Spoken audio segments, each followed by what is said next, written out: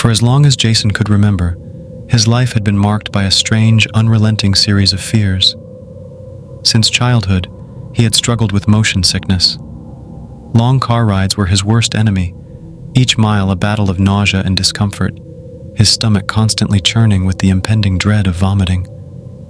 But the deeper terror lay in his phobia of confined spaces. Elevators, small rooms, even tight hallways, they all sent waves of panic through him, as though the walls were closing in and the air was running out. The fear was so deep that it grew into a phobia, a crippling reminder that some battles were never meant to be won. Jason had tried everything, medication, therapy, even yoga, but nothing worked. As he grew older, the fears began to define his existence. He avoided travel, rarely saw his friends, and only went to the places he absolutely had to, avoiding anything that might trigger his symptoms.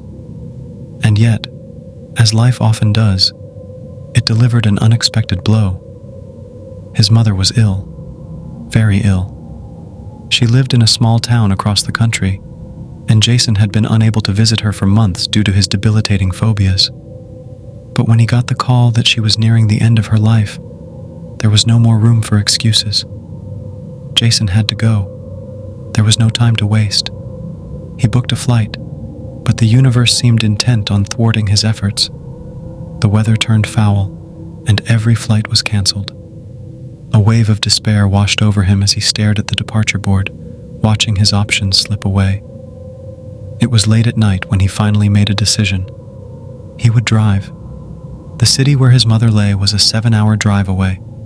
He was terrified of the journey, but there was no other choice.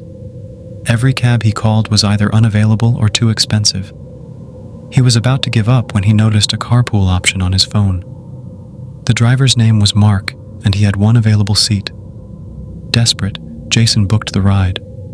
The car was an old sedan, its paint chipped and faded. The smell inside was faintly musty, like old leather and rain. Jason climbed in, his stomach already knotting with dread at the thought of being confined for hours in this small space. But then, as if by some strange twist of fate, the car began to move, and a voice broke through the silence. "Are you all right?" The voice was calm, feminine, and warm. Jason turned to see a woman sitting beside him, a stranger. She was tall, with dark hair that cascaded in waves over her shoulders, and a face that looked timeless, ageless. Her eyes were deep and knowing, as though she could see right through him. "I'm okay," Jason replied, though he could tell that his voice was strained. He had already started feeling the familiar waves of nausea wash over him. She gave him a soft smile.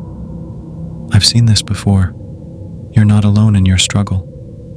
Jason frowned, unsure what she meant. But the ride continued in silence for a while, the rhythmic hum of the engine almost soothing. Then, as the car swerved around a bend, Jason's stomach lurched violently. His heart raced, and he clenched his fists, the panic rising. The walls of the car felt like they were closing in, the air becoming thick and suffocating. He was going to vomit. He knew it. He tried to steady his breath, but his body betrayed him. He was on the verge of losing control. The woman beside him noticed his distress. Without a word, she placed her hand on his arm. Her touch was cool, but there was something about it, something indescribable. A strange warmth began to spread through his body, like a wave of energy, and just as quickly as the nausea had come, it dissipated. The tightness in his chest loosened, the panic faded, and his mind cleared. For the first time in years, Jason felt normal. "Better?" she asked, her voice soft and kind. Jason blinked, unsure of what had just happened. I feel fine. I don't understand." The woman smiled again, her eyes twinkling with an otherworldly wisdom. "You've carried those fears for far too long. It's time to let them go." The ride continued, and Jason noticed something else. His heart, which had always been heavy with worry, began to lighten. His head, once throbbing with tension, was now clear. The air in the car felt different, almost like he was surrounded by something gentle, something ancient. As they neared his destination, Jason felt an overwhelming sense of gratitude. He had forgotten about the nausea, the headache, the fear. He was at peace. When the car pulled up to his mother's house, Jason stepped out, his legs steady beneath him. He turned to the woman beside him, his eyes filled with thanks. "I don't know what to say. You've helped me. I don't feel the same anymore. You've healed me." She nodded, as if she had been waiting for this moment. "You're a good man, Jason.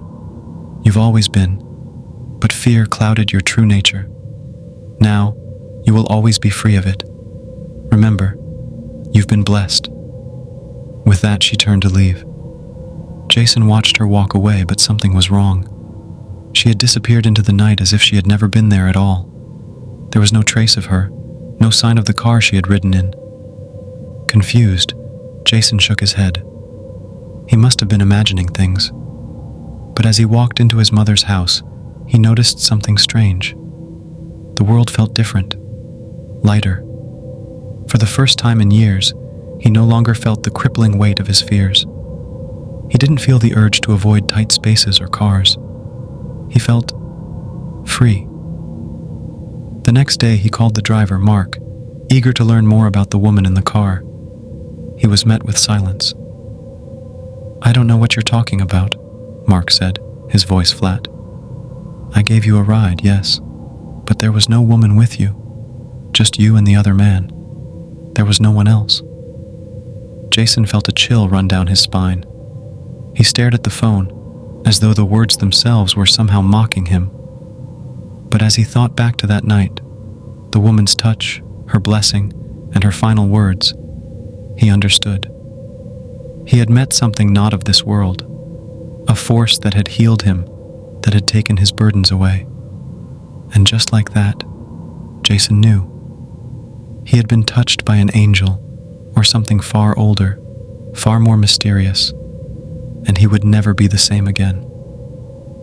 As days turned into weeks, Jason found himself no longer plagued by the fears that had once ruled his life. He no longer avoided the things that used to torment him. Instead, he lived each day with a newfound sense of peace and gratitude. He had been given a second chance, a gift from the mysterious lady in the car. And though he never saw her again, Jason knew she was always with him, guiding him, blessing him with her power, her protection.